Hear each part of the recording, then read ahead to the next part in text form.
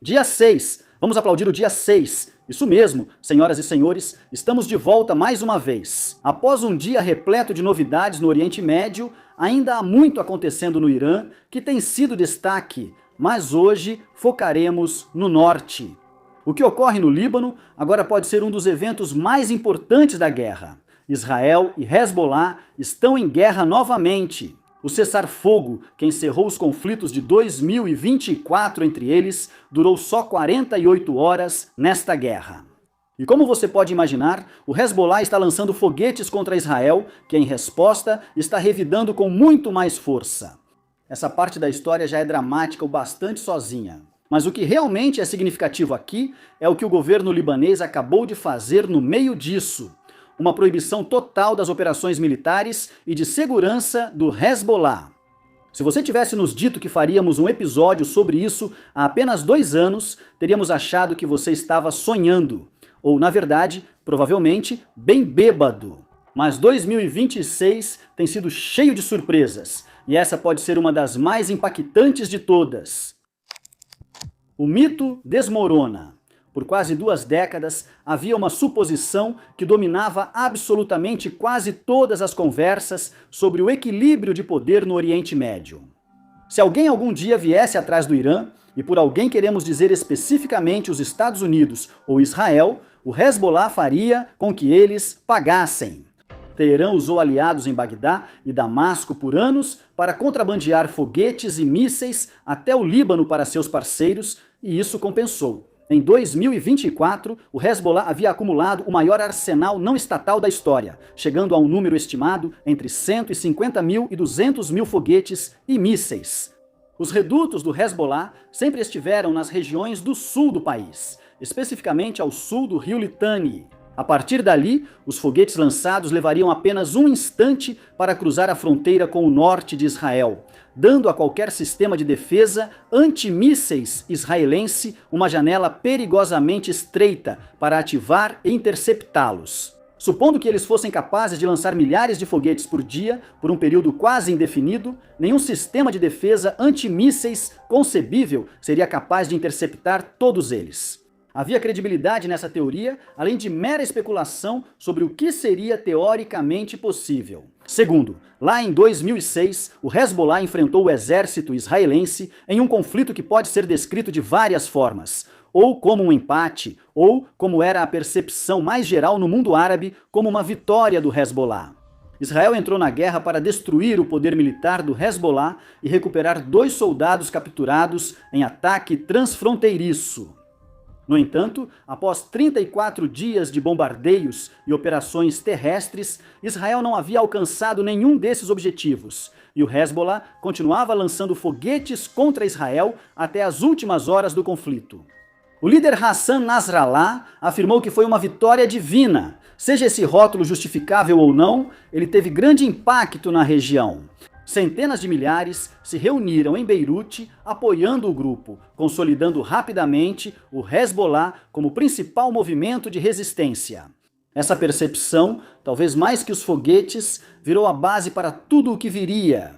No auge, a organização dominou a política libanesa, tornando-se praticamente um Estado dentro do Estado. Eles fortaleceram a estratégia regional do Irã ao dar a Teherã um mecanismo de retaliação contra possíveis ações de Washington ou Jerusalém. Nos anos seguintes, o Hezbollah aproveitou a calma na fronteira para ampliar massivamente suas capacidades com apoio do Irã. É daí que veio aquele enorme estoque de munições ao qual nos referimos. No dia seguinte ao ataque do Hamas, em 7 de outubro, o Hezbollah abriu uma frente de apoio com disparos contínuos, mas limitados de foguetes e drones contra o norte de Israel. No entanto, isso deslocou mais de 60 mil civis por mais de um ano, mas não foi um bombardeio total.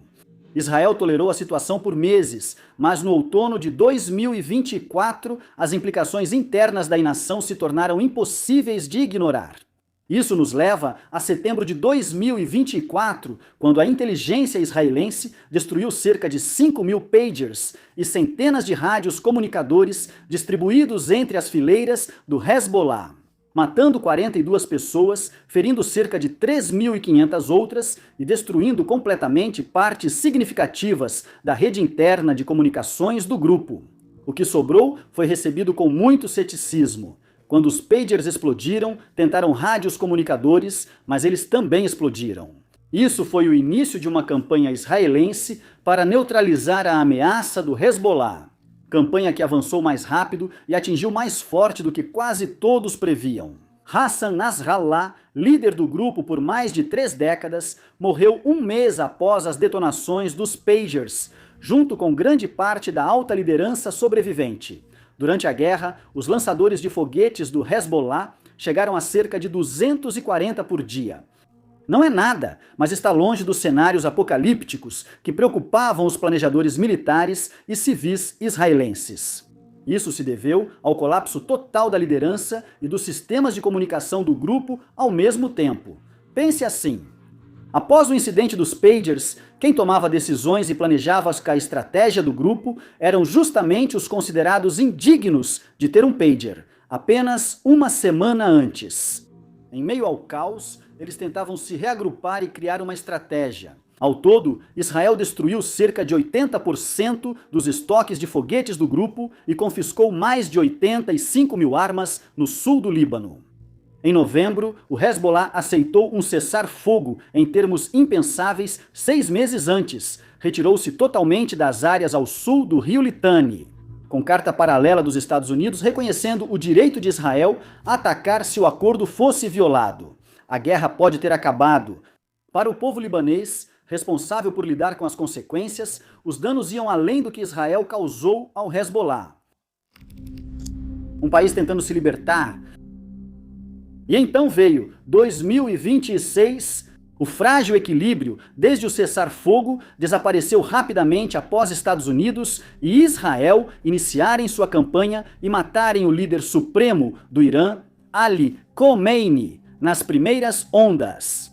O cessar-fogo já vinha se desgastando. Antes disso, Israel nunca havia realmente parado de atacar o Líbano, mantendo postos militares permanentes no lado libanês da fronteira e realizando cerca de 1.600 ataques, de acordo com dados compilados pela AKLED, só no início deste ano. Mas quando a operação Fúria Épica começou, a aparência de cessar-fogo desapareceu rapidamente. Lembre-se, o Hezbollah construiu sua razão de ser em enfrentar Israel, principalmente se Israel atacasse o Irã. Em 2 de março, 2 dias após o início dos ataques, o Hezbollah lançou foguetes e drones contra uma defesa antimísseis israelense perto de Haifa, sendo o primeiro ataque assim desde o cessar-fogo. O bombardeio foi apresentado como retaliação pela morte de Khomeini, mostrando que o grupo seguia apoiando seu patrono. Israel interceptou a maioria dos disparos, e o que conseguiu passar caiu principalmente em áreas abertas, sem causar vítimas. Ao invés de uma única tentativa fracassada, como alguns esperavam de uma força enfraquecida, o Hezbollah continuou atirando. Vários esquadrões atacaram a base aérea de Ramat David e o centro de operações aéreas de Meron. Foguetes atingiram a base de Nafar nas colinas de Golã, perto de Ambaruk. Em 3 de março, mísseis antitanque atingiam tanques Merkava israelenses perto da fronteira. Desde o início, estava claro que o grupo seguia enfraquecido comparado à posição de antes de 2024, mas ainda era muito ativo no jogo. No dia 4 de março, um ataque de longo alcance atingiu Tel Aviv, junto com salvas iranianas, ferindo 2 pessoas e mostrando que não era só um gesto simbólico. Hezbollah pode estar enfraquecido, mas certamente não estava fora de combate. A resposta israelense veio, como você poderia esperar, com força esmagadora. Em um dia, mais de 250 ataques aéreos devastaram subúrbios do sul de Beirute, o Vale do Bekaa e vilarejos do sul, atingindo depósitos de armas, lançadores de foguetes, centros de comando e infraestrutura de comunicações, incluindo danos graves aos prédios do império midiático do Hezbollah, TV Al-Manar e Rádio Al-Nur. Autoridades israelenses disseram ao The New York Times que a operação era planejada há meses e poderia se tornar mais ambiciosa. Então, eles claramente esperavam que o Hezbollah tomasse alguma atitude. O que exatamente eles têm em mente com suas campanhas mais ambiciosas é algo que só o tempo dirá. Mas não parece que eles estejam exatamente indo negociar outro cessar-fogo no local. Israel enviou a 91ª Divisão Territorial além da fronteira após ordenar a evacuação de quase 100 cidades e vilarejos ao sul do Litani, e desde então convocou mais de 100 mil reservistas. As forças de defesa de Israel confirmaram a morte do comandante sênior da força Quds da Guarda Revolucionária, Reza Karzai, no Líbano, cortando o que restava da cadeia de comando iraniana do Hezbollah. É bem típico desta guerra, Estados Unidos e Israel usaram força esmagadora para eliminar boa parte da liderança do eixo da resistência. Mas foi o que veio a seguir que tornou esse teatro de conflito tão notável, que nos fez decidir dedicar um episódio inteiro ao que está acontecendo no Líbano. O fato de o governo libanês ter escolhido, após décadas de fraqueza, enfrentar o Hezbollah.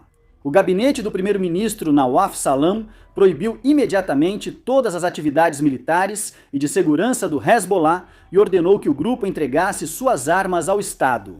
O presidente Joseph Aoun, ex-comandante do exército eleito após o Hezbollah não conseguir mais bloquear a votação, classificou a decisão como definitiva. Esse foi o desenvolvimento mais notável de todos. Nabih Berri, presidente do parlamento e líder do movimento Amal, parceiro político mais fiel do Hezbollah há décadas, se recusou a votar contra a medida. Para deixar claro, para os analistas acostumados com o que acontece no Líbano, esses acontecimentos são surpreendentes. Volte apenas 2 anos e diga às pessoas que isso aconteceria. Elas responderiam: cara, esse negócio que você está fumando é forte, hein? Quem é o seu fornecedor?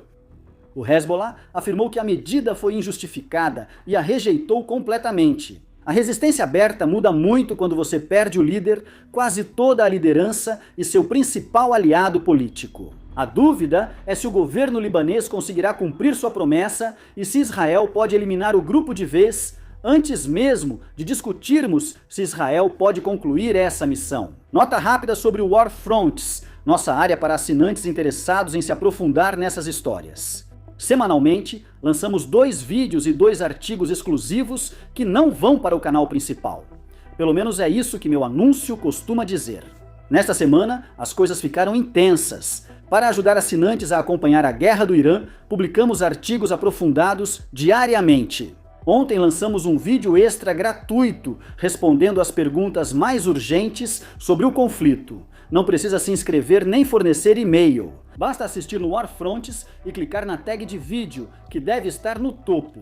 Se você quer uma análise rigorosa de conflitos, como o do Irã, política, história e lógica estratégica, são $5 por mês ou 50 por ano para ter acesso a tudo isso. Estocolmo é hoje uma mina de ouro de conteúdo sobre este conflito, se me permitem.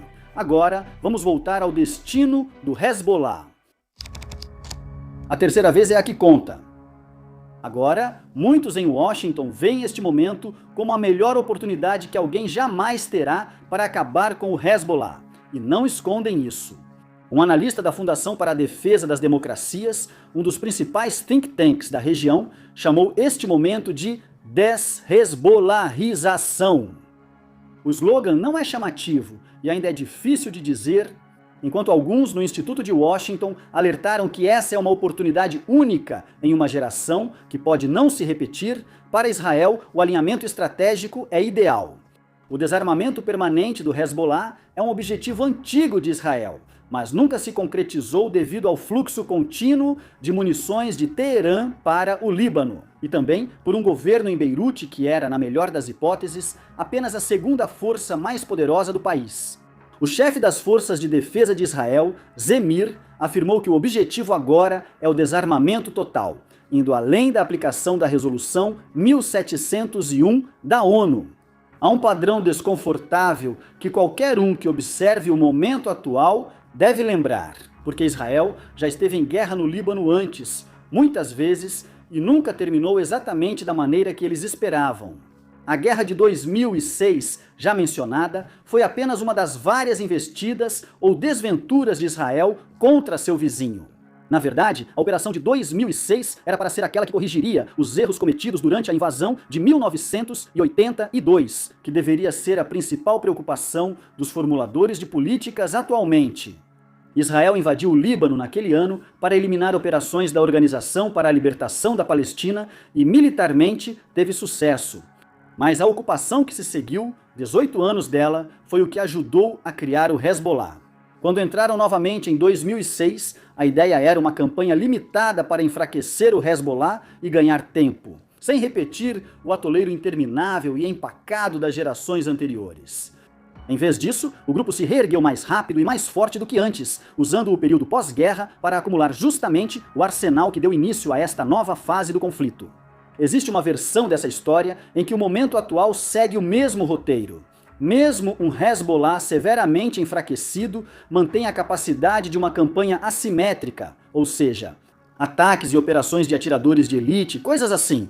Isso poderia tornar governar o sul do Líbano um pesadelo por anos, sem exigir a mesma capacidade militar convencional que o grupo perdeu. E então, existe a possibilidade distinta de que Israel acabe esmagando o Hezbollah, mas também acabe, inadvertidamente, criando outro grupo de resistência completamente novo, que pode ser ainda mais extremo. Dito isso, a situação hoje é diferente, pois o Estado libanês lidera o esforço para restaurar sua soberania, com o apoio de um presidente decidido a desarmar os militantes de seu território de uma vez por todas.